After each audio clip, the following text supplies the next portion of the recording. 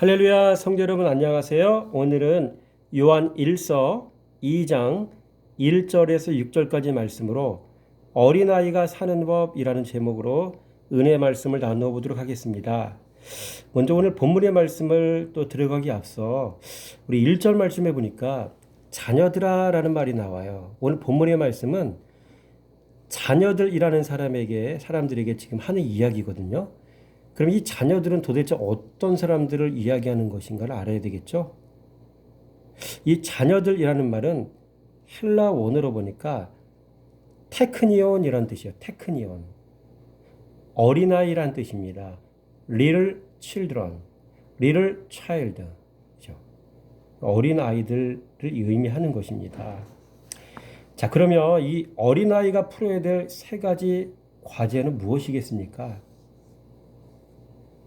여러분, 첫째로 우리가 1절 말씀 한번 읽어보겠습니다. 나의 자녀들아, 내가 이것을 너희에게 쓰면 너희로 죄를 범하지 않게 하려 함이라. 만일 누가 죄를 범하여도 아버지 앞에서 우리에게 대언자가 있으니 곧 의로우신 예수 그리스도시라 라고 이야기하죠. 그래서 오늘 너희로 죄를 범하지 않게 하려 함이라. 그렇죠? 죄를 금한다는 얘기잖아요. 그래서 어린아이들의 신앙의 과제는요, 먼저 죄를 끊는 일이에요. 죄를 끊으려면 죄를 분별할 줄 알아야 되죠. 무엇이 죄인 줄을 알아야 되잖아요. 무엇이 내 영혼을 죽이고 타인의 영혼도 죽이는 죄인 줄 알아야 됩니다. 이러한 영적인 분별력은 진리를 가져야 생기는 것입니다. 또 이 진리는 참떡을 먹어야 생기는 것이죠. 그래서 이 참떡은 예수 그리스도이신 말씀이라는 사실을 우리 이미 알고 있습니다. 모름지기 성도는 말씀을 먹어야 분별력이 생깁니다.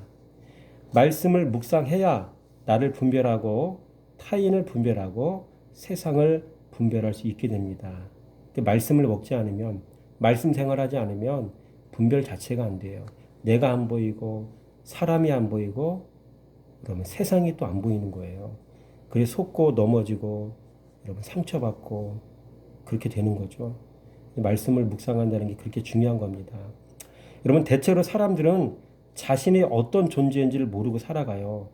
자신이 어떤 상태에 놓여 있는지도 모르고 살아갑니다. 덫에 걸렸어도 그 사실을 모르고 살아갑니다. 시기심으로 가득 차 있고 분노로 가득 차 있고 교만으로 가득 차 있는데 이 사실을 잘 몰라요. 그러면서 죄 짓고 살아가고 있죠. 여러분, 죄를 끊으려면 죄가 들어오는 통로를 알아야 돼요. 죄를 끊는 법을 알아야 된다고요.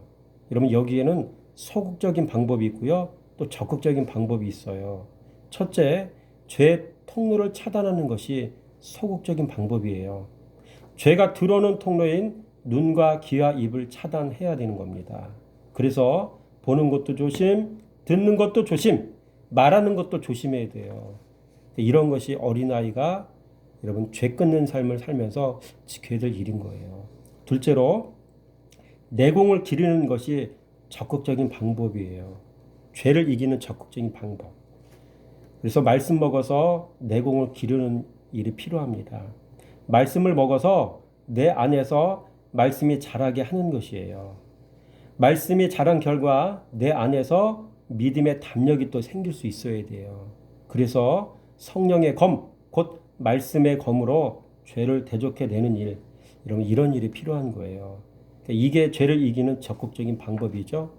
소극적인 방법은 통로 차단, 적극적인 방법은 내 안에서 믿음이 자라게, 믿음의 담력이 생기게, 믿음이 자랄 수 있도록 해야 된다는 얘기죠. 여러분의 삶 속에 여러분 죄를 이길 수 있는 그런 지혜가 여러분에게 자리하길 원합니다.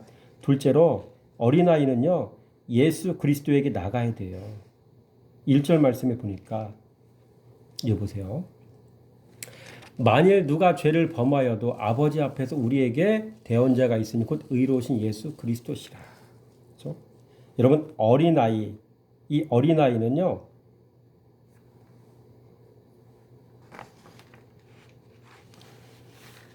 여러분 어린아이이기 때문에요, 잘못해서 죄를 범할 수가 있어요. 어린아이이기에 여러분 죄로 인해 미끄러질 수도 있어요. 그때는 의로우신 예수 그리스도가 있으니 그분에게 나가야 됩니다. 바로 그런 뜻인 거예요. 여러분 예수 그리스도에게 나아가야 하는 이유 세 가지가 있어요. 첫째, 예수 그리스도는 우리의 중보자이시기 때문에 그래요. 그렇죠?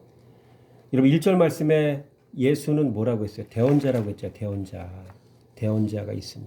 이 대언자는 파라클레토스거든요. 이분이 바로 예수 그리스도를 의미하는 거예요. 중보자를 얘기하는 거예요. 두 번째로 예수 그리스도는요. 우리를 위한 화목제물이 되신 분이셔요.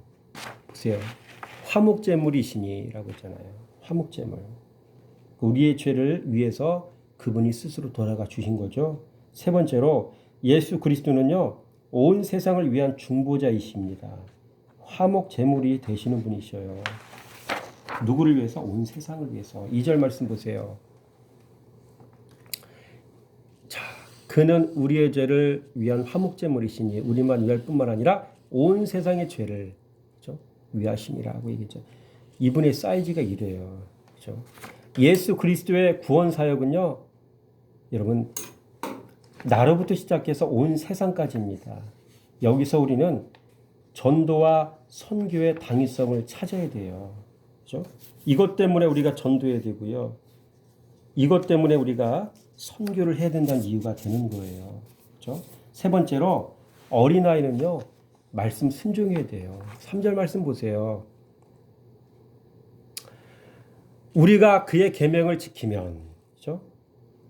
말씀 순종하는 일에는 조건이 있어요, 여러분. 계명 지킨다는 얘기가 말씀 순종한다는 얘기잖아요. 근데 이 순종에는 조건이 있어요. 말씀을 사랑해야 말씀을 순종할 수 있어요. 말씀 사랑한다는 말은 곧 자신이 사랑한 그 말씀을 신뢰한다는 말이죠. 또 말씀 사랑한다는 말은 곧 그 말씀을 자기 목숨처럼 여긴다는 말이에요. 말씀 사랑한다는 말은 곧 그 말씀을 주인 삼았다는 말입니다. 말씀의 종으로 살아가기에 그 말씀에 순종할 수 있는 것입니다. 여러분 그렇다면 말씀을 순종한다는 말이 가지는 의미는 무엇이겠습니까? 3절 말씀 보세요. 우리가 그의 계명을 지키면 이로써 우리가 어떻게 돼요? 그를 아는 줄로 알 것이요 라고 이야기하죠. 그렇죠? 우리는 말씀을 안다는 것을 우리의 삶으로 입증해 내야 됩니다. 입술로 백날 입증하는 게 아니에요. 입술로 백날 이야기해봐야 그게 입증하는 게 아닌 거란 얘기죠. 그렇죠?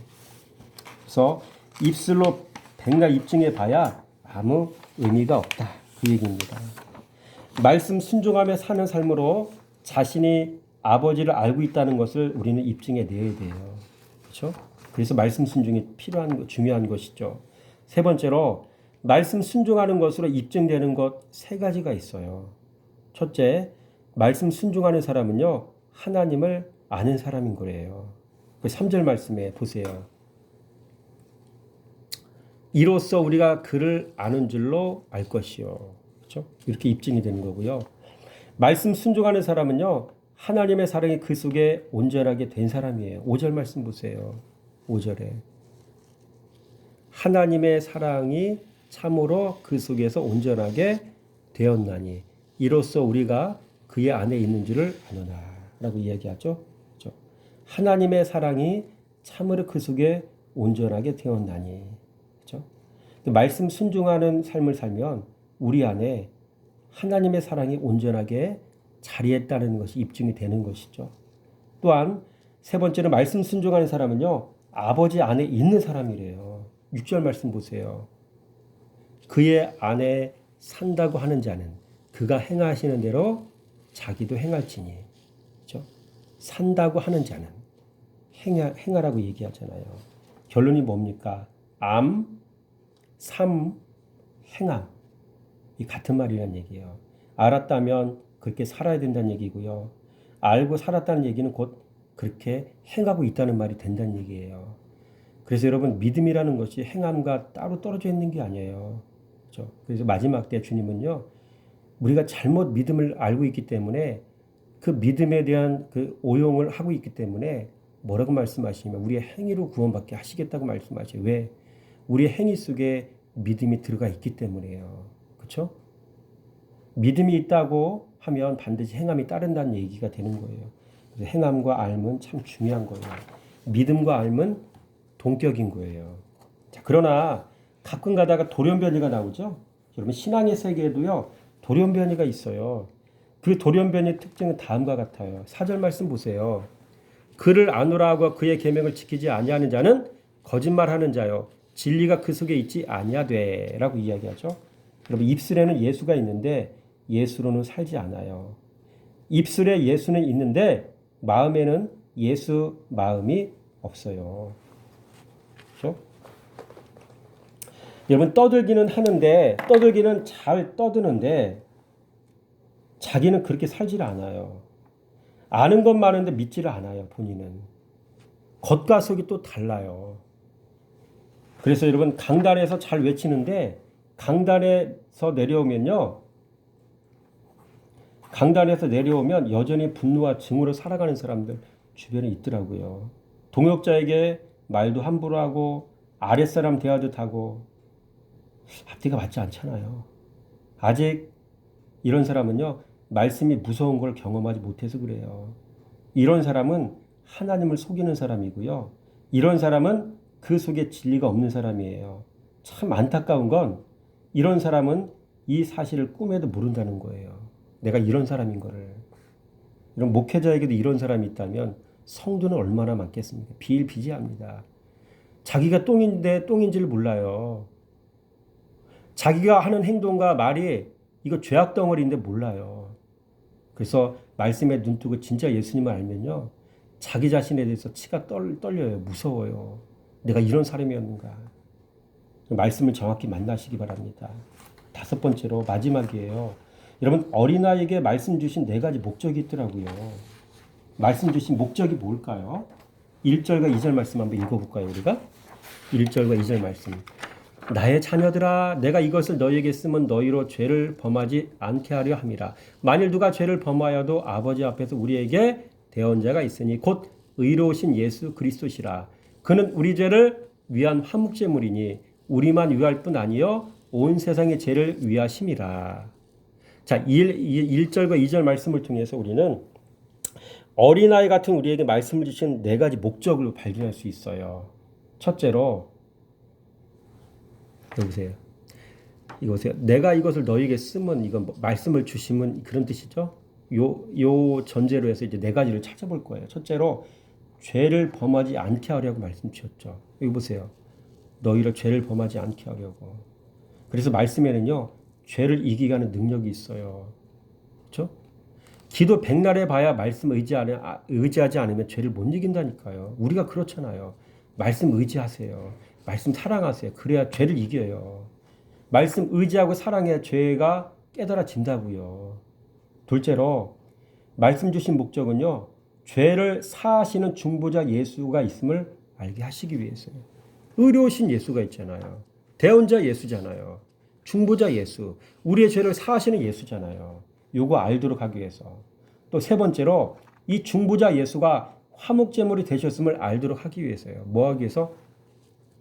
우리의 죄를 위한 화목제물이에요. 화목제물. 예수님 자신의 몸이 십자가 못 박혀 돌아가셨잖아요. 화목제물 되신 거잖아요. 이거 알도록 하기 위해서 말씀 주신 거고요. 마지막으로 의로우신 예수 그리스도가 우리들 뿐만 아니라 온 세상의 죄를 사하시는 분인 것을 알도록 하기 위해서 그래요. 보세요. 우리만 위할 뿐 아니요 온 세상의 죄를 위하심이라. 그렇죠? 이런 걸 통해서 우리가 말씀이 우리에게 어떤 의미가 있는지를 알아야 되고요. 이 말씀을 통해서만이 우리가 예수를 믿고 구원에 이룰 수가 있다는 사실을 잘 기억하며 말씀 생활 잘하는 성도가 되시길 주님의 이름으로 축원함을 드립니다.